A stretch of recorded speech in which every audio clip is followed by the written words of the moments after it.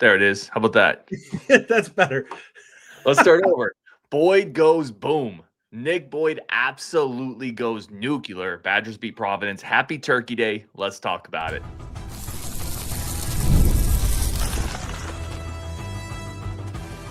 You are Locked On Badgers, your daily podcast on the Wisconsin Badgers. Part of the Locked On Podcast Network, your team every day. What is going on, Badger fans? Happy Thanksgiving, first of all. Let's start there. I'm your host, Ryan Herrings. You got Justin over there, part of the Locked On Podcast Network. Thank you for making the Locked On Network the #1 sports podcast network. That's incredible. Today's episode brought to you by our great friends over at FanDuel. Right now, new customers can bet $5, and if it wins, you get $300 to use in bonus bets across the app. Download the app today over at FanDuel. Let's talk about this game. Badgers win 104-83 against Providence in a game that, Justin, this wasn't close from the last 10 minutes of the first half, something like that. Yeah, I was going to say last 30 minutes of this game, 25 minutes of this game. This wasn't close. Badgers beat Providence up. Let's start with big picture thoughts. Justin, I'll kick it to you, and then we'll get player of the game, player we need to see more from. Lots to talk about here. Well, obviously Boyd went nuclear in this game. And I think the defense by Providence was horrific. It's some of the worst transition defense I've seen, I think, in my life. That's not to take anything away from Boyd. He absolutely took advantage of that, but they were really bad at getting back whenever they had that stuff. And there's so many breakouts that we had in the first half. Other than that, interesting game from Blackwell. Something to he's definitely another bullet point. We need to kind of take a look at him, and something's not quite right. I don't know if he's banged up or what, but he just does not seem himself offensively at all. And I thought this was a really impressive response to that BYU game. Like, we wanted to see this team come out and just take control of a game and win it. They did that. This game could have easily been a 30-point game. Like, if they wanted to tighten the screws in the second half defensively, they could have. I felt like they just were coasting kind of from about the 15-minute point in the second half. They basically were just able to match anything that Providence put up. I like the energy. My big picture, we're going to talk about some specific players, Justin, and you kind of hit on this in your last point, kind of a bounce back moment. You had 4 offensive rebounds for Winter, 4 for Austin Rapp. You had multiple blocks. You had Bialuskas on a chase down. They got called a foul on. I don't really care about the foul. But it is the fact that he was hustling down to make the play. You had Rapp with a couple really nice second effort blocks. You had multiple rebounding efforts, guys on the floor, diving around, a bunch of steals. Again, guys jumping into passing lanes.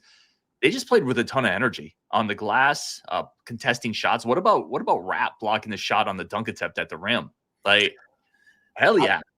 Yeah, I like seeing him play physical. I want to see more of it. That was something that we badly missed in the BYU game. So it was good to see him step up his game. The shot seems to be coming on, which is good for Wisconsin. I would love to see them take out TCU, who got a really big win against Florida before this one. But this is the type of game you want to see heading into a game like that. Because I think TCU now has had – who did they take out earlier? They beat somebody really good earlier already this season. Not sure. That was like a top 5 or 10 team in the country. But they are starting to look like a legit team.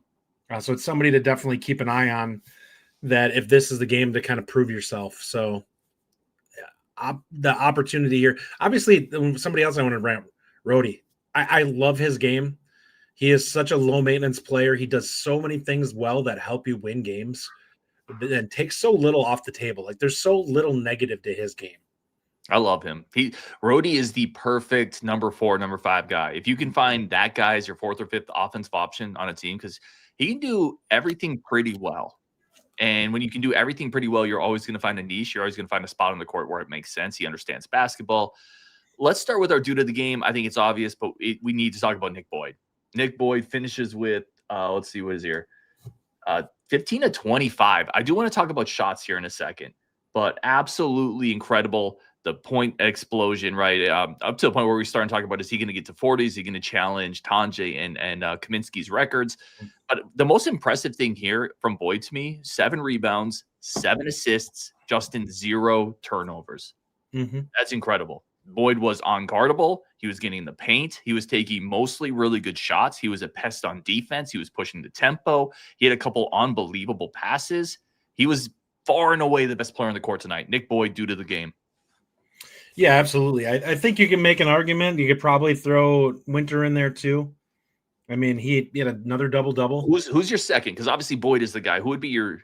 I would say that he's my number 2. I thought Rep shot really well, but I think we're getting double-doubles from Winter, and he's almost putting up 20.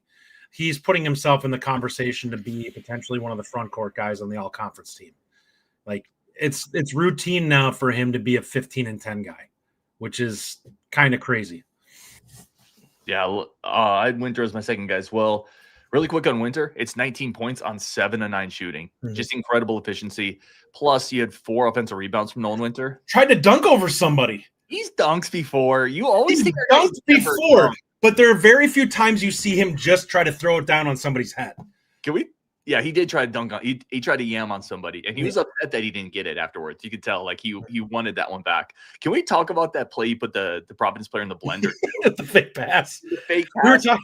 Ryan and I were talking about Larry Bird before we came in here. That was a Larry Bird-esque type move. That like awesome. That guy bit hard on that fake pass, and then he just had the baseline wide open. And then he still pump faked him one more time. Yeah. That's one of those clips. Because listen, even at the D3 level where I coached, after every game we had film review with everybody. Like at the D1 level, they're breaking down every clip. You know, that's a next day film clip that guy does not ever want to see. Like, coach, come on, why are we playing this?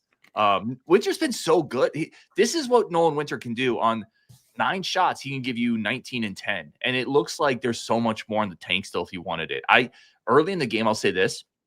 And again, it kind of speaks to your point of a bounce back. It speaks to, I think, my point of working hard. There was a couple plays early in the game. He got an offensive rebound. And instead of kicking it back out, he went right back at the defense. And he actually lost one of those on a dribble. But yes, I'm like, yes, aggressive Nolan Winter. Please, more of that. He's so talented, dude. I love him. Yeah, I'd say today is the first game I looked at where this is the first time I've seen Bialuskis look a little out of place. He's normally gotten pretty within the flow of the game. I will say this, he's got some work to do on his jumper. It's very heavy. I don't know if you noticed that, but like when he misses, man, that thing comes off like a rocket. Yeah. There's not a lot of touch on that shot. I love this one here. R-Dub says, they played all right. They won by like 30. Yeah, no, it's all good, man. Neza says, live on Thanksgiving, your team every day. When they play on Thanksgiving, we're going to be live on Thanksgiving. Justin, give me another player. We talked Winter. We talked Boyd. Give me another guy that you thought played pretty well tonight. And then we're going to get into some players we want to see more from in our next segment. Yeah, I thought Rapp had a nice response to having a really bad game against BYU. This is a game he had to kind of come out and recalibrate and prove himself a little bit. I thought he rebounded really well. He definitely shot the ball ridiculously well from perimeter. What did he end up from outside here? He was 5 of 11 from 3. Yep. I'll take that every day. I know the 11 attempts is a little bit much, but when you're hitting at almost 50%, I'm not going to argue it. And most of them were open looks. So it was interesting approach by them to not cover him. I know you and I have discussed it before. He's got a really clean release. He's somebody that even if he's not hitting, I think I'm running at him over almost anybody. Like I would probably be more afraid of him than I would be of Boyd, because Boyd doesn't exactly have the prettiest release from 3, but he looks like he's pretty streaky. I'll take it. You're playing with fire if you leave Rapp open. Yeah. I think that's a disastrous idea long-term defensively. Phillips says that block by Rapp was nuts. I agree. Rapp also had 8 rebounds, as Brian Urban points out, 4 of those offensive. I thought he played really well. I think Janicki had a good game. Now, Janicki still at times. It's kind of spastic. Yeah, like it's out of control. I still think at times he doesn't exactly know where the guardrails are. Yeah. Like sometimes jumps into the gutters a little bit. Jumping over them. Yeah. He's your story of driving off into the woods. Yeah. Most people on the show, I don't know if know that story. I'll tell that at some point. But he also shot well today. And he does create some chaos plays defensively because he's so active. He tips balls. He gets in the passing lanes. I thought this was a good Janicki game, so I want to give him some shouts there. All right, let's take a second here. We're going to come back. Players we needed to see more from. And also, and in the comments, I want this too. Boyd had 25 shots tonight. If you were to combine Rapp and Blackwell, they had 25. Even on a great night, is that more shots than we want Nick Boyd taking? It's an interesting discussion. We're going to do that next on Locked On Badgers, plus some players we need to see more from. Today's episode, Turkey Day edition, is brought to you by FanDuel. Right now, there is no better place to get in on the NBA action than over at our great friends over at FanDuel. Live in-game betting, same-game parlay. So even if you miss the start of the game, because we're busy people, life is busy. Sometimes you miss the first quarter. You can get in on the game and still have those live in-game bets. Then you can combine them for a same-game parlay for an even bigger payout. Plus, you still have futures, parlays, teasers, spreads. Hint, hint, almost always take the over on Badgers basketball. You might as well do that. Huge game this weekend, Badgers Gophers, if you want to bet on that. Plus, futures, parlays, quick payouts. FanDuel has got you covered. Right now, FanDuel is giving new customers $300 in bonus bets if your first $5 bet hits. Head over to FanDuel.com, sign up and play your game with FanDuel, the official sports betting partner of the NBA. All right, Justin, let's start with that question. Nick Boyd, 25 shots. Now, 15 to 25. You obviously live with that every day, but are we getting to a point where this is becoming too Nick Boyd-centric offensively? Big picture. Obviously, worked fine tonight. But you want me to be honest? Yes. I do think there are times where it seems like he's shot hunting, and I think that's not necessarily the most desirable thing from a point guard.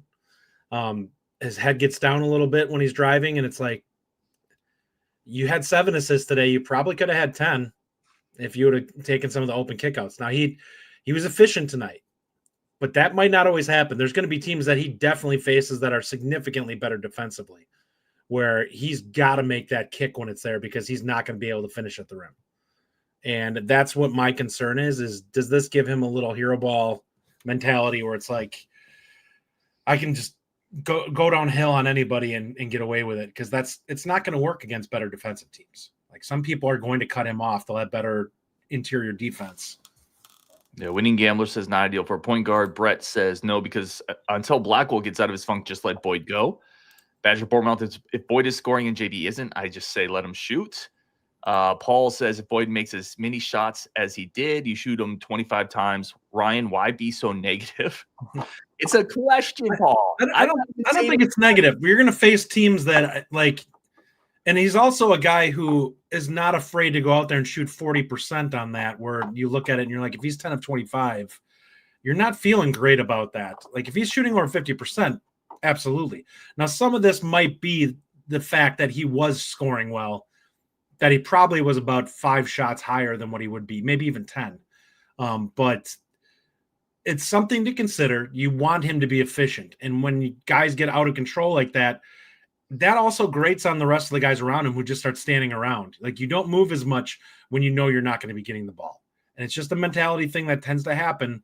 Guys aren't going to be cutting super hard and stuff like that when the guy's not even looking to pass. Will says you can take 25 shots every game if the percentage made was advantageous to the team. I think there's still a balance there, Will, even if you're a high percentage shooter. And teammates engaged. And I agree with Justin, is the risk you run is you can stagnate the offense. Players will stop moving, they'll stop cutting. But here's my thing.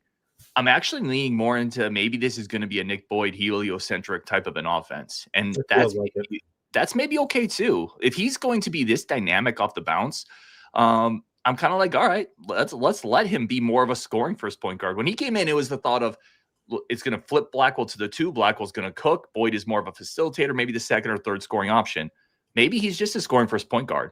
And listen, if teams can't if they can't keep him out of the paint, okay, take a bunch of paint shots then. I don't hate it as much as maybe, not that you hate it, Justin. I'm almost more okay with it if he's going to get consistent high efficiency shots. So I do think he's got an advantage of being a lefty no matter what. Like, it's just not something that guys are super comfortable defending because they're not used to it. He consistently can do it, and he can finish strong to that side, which means if he beats his man, more times than not, he's going to finish. It's where he's going to run into trouble is going to be the interior guy coming over to help, where they may put it 7 rows deep because he's just not able to go up and finish over somebody.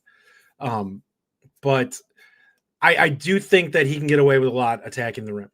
And we haven't had that in a very long time. And I think that might be part of the reason why we're a little hesitant to get too into it, because it's like, is this going to work long term? I will say this, against BYU, he's the one guy that we looked at that we're like, yeah, he brought it in that game. He played really well. Let's talk about a player we need to see more from. We'll talk about a couple players here probably, but I think Blackwell is just in this weird, for me, it's John Blackwell. I think we probably talked about this in the Discord. He's in this weird bit of a funk, and he's really struggling finding clean shots. I think when you look at the shot quality he's taking, he started 0 of 6. He finished 2 of 10, I believe, John Blackwell.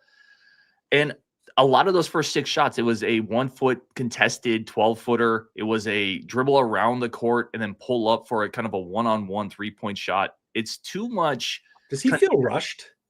I don't think it feels rushed, but it feels like he's not finding the spacing and the spots offensively that he's comfortable in right now. And I don't know why. I don't think he's banged up. But this was not a great John Blackwell game, Justin. I felt like when he gets down, it feels like he wants to go downhill, kind of like what Boyd's doing. And he just doesn't have that game. And one of the things that he was really good at is he had great footwork when he would get down in the post, working on guys being physical. And he feels rushed at times with it, to me. Like he's kind of forcing himself into the guy. And it's like, you have better footwork than this. Like you can legitimately post and drop step a guy and do some things to create space because you have the strength to do it. Take your time, work your man until you get the shot. They're not doubling on him. That will probably change at some point if he heats up. But I think they're afraid of everyone on the perimeter. With this team does have a fair amount of shooting. They're afraid because we have punished teams. And I think that's going to be the thing. Coaches may live with him getting post looks if the alternative is giving somebody a wide open look on the perimeter when you double. I have a theory, and I don't know if this is just something I was thinking about today watching the game. We thought a lot about what the move of Boyd coming in and moving Blackwell to the 2 would do for him offensively, but what if it's made him uncomfortable? What if he was so used to having the ball last year that now when he gets the ball, he feels either more pressured or more rushed? And Boyd is like he might be feeling pressure. And Boyd is taking such a lion's share of the ball handling and shooting responsibility. It almost makes me think that Boyd might be feeling a little out of place in this offense. And that's just a theory. I could be completely dead off on that. But I'm not sure how you combine the strengths of those two yet. And I don't know if they found that equilibrium. You know what's missing with him that was one of his strong suits early on in his time here? His cuts. I haven't seen much of it this year. And it always got him 4 to 6 points a game where he would make a nice cut on somebody who wasn't expecting it. It's like, you're struggling right now with your shooting. Just look for that type of stuff where you just on the move, try to find those little cuts to the downhill to the rim and get yourself an easy look. You're always really good at it. And it feels like some of that feel has disappeared. And that was a strength. And that was something you should never let go of. When you have that innate ability to do that, that's like a gimme 4 to 6 points a game that you can just bank on. And then you flesh out the rest of your game to work around that. But take that every time. Yeah, that's a good point. He's a really good cutter in his career. I'll look at the synergy numbers on his cuts and see if he's had more or less of them. I'd be curious on that one. Brett Roll, a good friend of the show, says Blackwell looks flat to me. We had a couple comments in the Discord about his body language, which you got to be super careful reading into body language and those type of things. But he could be frustrated with himself. Right, 100%. You got to be really careful about that kind of stuff. But does he seem a little flat to you? A little less emotional, maybe? Or yeah, it feels like, I don't want to say disinterested. I don't think he just feels unfocused to a point. Like he's not totally mentally locked in. We've seen it somewhat on his defensive work too. It feels like there's been some lapses there where he just doesn't seem totally locked in. So I don't know. And this could be a myriad of reasons. He could have off the court stuff going on with him, his personal life that could be affecting him. Like you never know what's going on with these kids. We just assume it's whatever's going on with the team or on the court. But with the way this stuff says, he just looks like he's a little off his game mentally and just doesn't seem super sharp and focused. And it could also be, let's be very fair, it could also be we're still early in the season and it's just a little bit of an early sample size slump. And even then, he came in today averaging 18.5. So it's not like he's been terrible. I think people expected a big jump from him, and we haven't maybe seen that. We're going to take a quick second here. Patrick says, sloppy game. They still look out of sorts. Providence is atrocious, like worst Power 5 team bad. They play that, but they're not great. No, they look bad They're today. Middle of the road team. We're going to take a quick second here. I'm going to come back and I would love to have you guys participate with us in the chat on this one. I'm going to play a little Factor Fiction with this basketball team with Justin, including Factor Fiction. We underrated this team's interior rim defense, the ability to stop shots at the rim. Factor Fiction, Nick Boyd is the best player on this team. We got a bunch of Factor Fictions we're going to hit quick after this break, but first, a quick second for our incredible friends of the show. Guys, gals, it is holiday season, and that means Omaha Steaks. Let's go. There's not a better prize, a better present. If you want to do the right thing and do something special for someone special, give them Omaha Steaks. It almost makes it too simple. Take the stress out of finding the perfect gift, or just treat yourself. Buy yourself some Omaha Steaks. Send something memorable to family and friends. Omaha Steaks delivers handcrafted perfection right to your door, and there is a ton of variety. It's steaks, burgers, but it's also comfort meals. It's sides, it's desserts. It's one of those gifts that truly fits anyone and can be for anyone, whether it's the like the weekend cookout person or just the professional griller. Omaha Steaks has you covered. Save big on unforgettable gifts with Omaha Steaks. Visit omahasteaks.com for 50% off site-wide and an extra 20% off select favorites during their cyber sale. And for an additional 35% off, we're stacking these benefits. Use promo code COLLEGE at checkout. That's omahasteaks.com, promo code COLLEGE. Terms to apply. See site for details.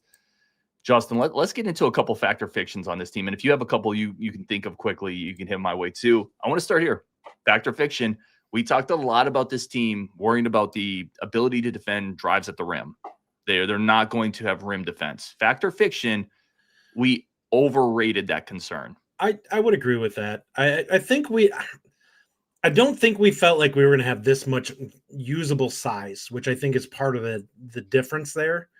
You have legitimately guys off the bench like Bialuskas and Garlock who are capable of going out there and disrupting shots.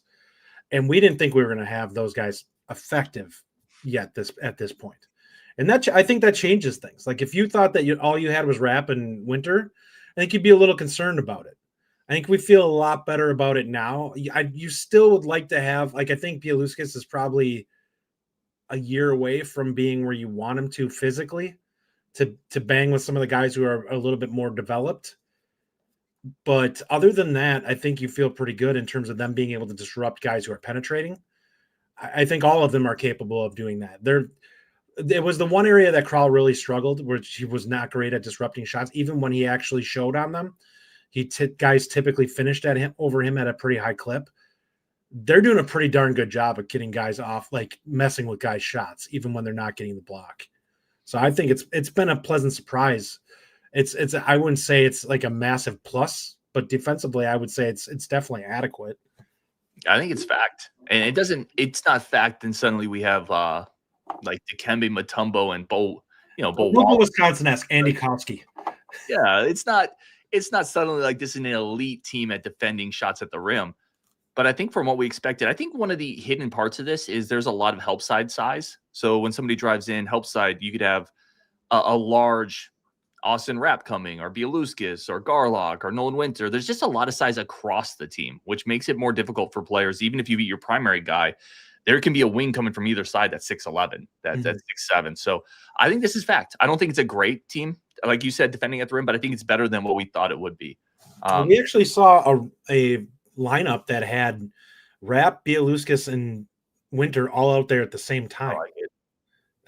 That's a lot of size on the court. That's like NBA size. It is. And here's the thing, dude. There's no shrimps on this team. And God love Kamari McGee. This is not like a shot, but there's no size deficit anywhere on this team when anybody's on the court. Boyd is a good sized point guard. Blackwell's a good size too. Janicki when they come in, Carrington. There's every position you have at least solid size, solid to above average size. I think it's a big deal. Justin, from the comment section, Fact or Fiction from Badger Bournemouth. Guard is a portal wizard. I think he's done an excellent job in the last 2 years with what he's pulled from the portal. And what I will say is I do think, based off of what he's showing, we talk about donors and stuff like that. I actually think he's going to start to get some money moving in his direction because of the fact people are seeing that when he goes after guys in the portal, they typically end up being high quality. So people will feel like they're getting like return on their investment if they give him the money to go get somebody. And that's going to be like, there are places where we could be better on this team, where a little more money probably changes some things. That may change in the near future. Like he may end up be able to get that extra athletic guard that he wants in the near future, which could make a huge difference for this team. Or maybe you're able to hang on to a guy like Freetag. Yeah. Like Freetag off the bench this year would be very helpful. He would. I buy this. I think this is fact. I think he's like Gandalf from Lord of the Rings. Thou shalt not pass Madison. You will stop here. Like he has been awesome, man. You look at a guy like Tanjay, but nobody's going to bat 1,000. Let's start there. But he's hit home runs. AJ Storr for Wisconsin was a bit of a home run. Tanjay was a home run. Boyd looks like a home run. Dude, he's hitting home runs, and he's not hitting it with a home run budget. Mm-hmm. Like, he doesn't have UNC's budget. And that could change a little bit. He's not going to have that kind of budget, but I wouldn't be surprised to see his resources double in the next couple of years, because I don't think that the budget that he currently has is that substantial. Yeah, I agree. Fact or fiction, Justin, Nick Boyd is the best player on this team. Currently, yes. Okay. I think Winter's probably pretty close to him, but I think right now, if you were to take one guy off this team, I think you would be more afraid to take Boyd off this team than you would be Winter. Does the question change if I ask? And I agree with you. I think right now, fact, Boyd is the best player on this team. I think it's close, and I think it's still short sample size, but it's hard to argue with what he's done. If I change the question to fact or fiction, Boyd is the most important player on this team. Does that change it for you? No, because I legitimately think what he can provide in the game, we saw it tonight. The transition buckets that he got, there's nobody else on this roster capable of filling that in if he's not there. And we saw how much of a difference it makes. It legitimately took the game out of reach in the first half. Like he went out there and we were up like 6 and suddenly we were up 13 because a couple of tip outs and stuff like that went to him, and he's just capable of outrunning somebody to the rim. Yeah, he makes some difference making plays that only super athletes can do, right? That's the advantage of having just getting a couple guys on the roster with either elite athleticism, quickness, vertical ability. They just make some wow plays that nobody else can do. I think I would sell it, though. I still think Nolan Winter, and I said this before the year, I think Nolan Winter is the most important player. Just because I do think if Boyd, I hear everything you're saying on Boyd. He's been incredible. But if you were to lose Boyd, I do think you'd swap Blackwell to the 1 and put Carrington at the 2. I think you'd be okay. Like if you lose Winter with the lack of depth in the front court, I think it would be a kind of a disaster there. Yeah, he's the only one that can truly play the 5 unless you're going to really lean into a freshman. And I think either player leaves, and I think the ceiling falls dramatically for this team. Like I think both guys are really important to the success of this team.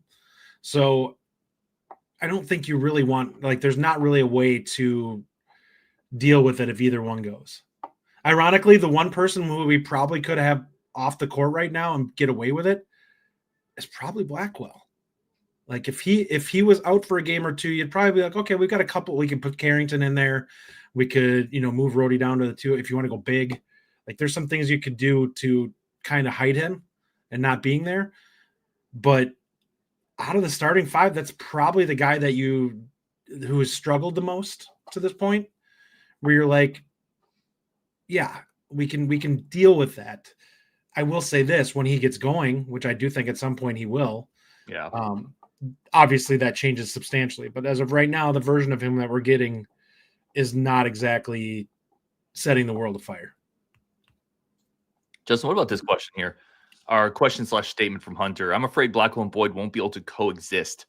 One will have more ball dominance and scoring each game. This is an interesting question and thought. Now, I will quickly point out, I think a big part of this is you should always have one of those 2 on the court, and so you can stagger these guys, right? If Boyd is playing 32 and Blackwell's playing 32, there should be a 16-minute, roughly, like 8 minutes for each, where they're the only guy in the court.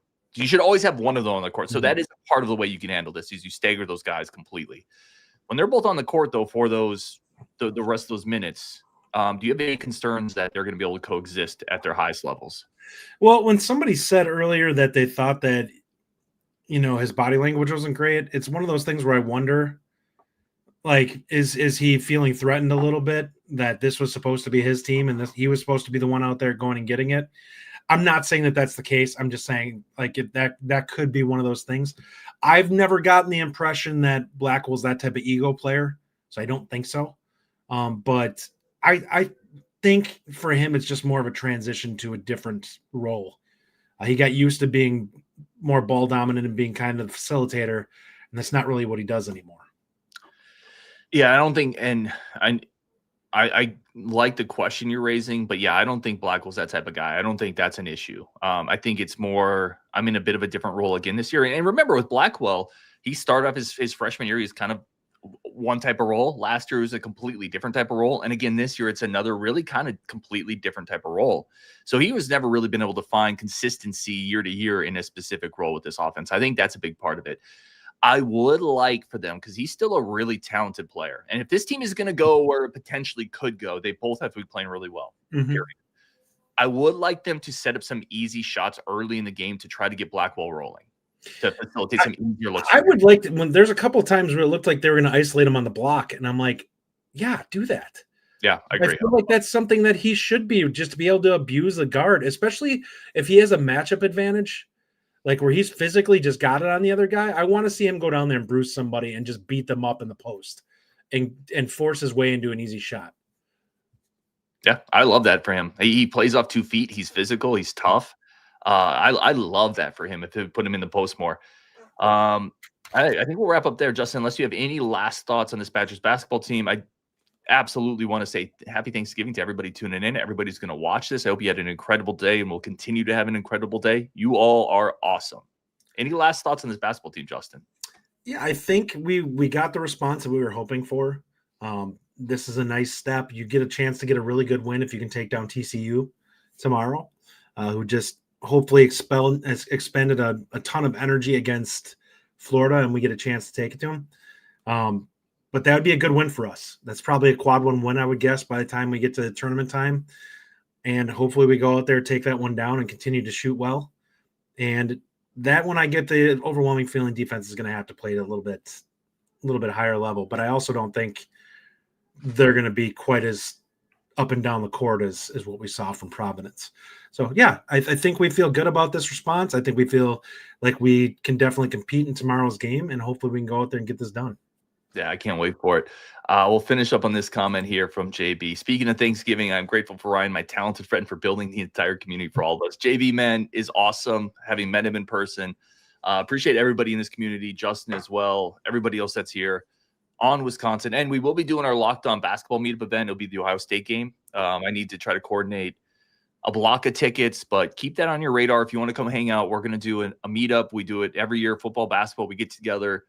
We got to get a win at some point, but the events leading up to the game are awesome. We get together, we have fun, we get food, we hang out. So keep that on your calendar, the back of your head. On Wisconsin, Justin, and we will definitely talk to you tomorrow. Happy Thanksgiving, everyone.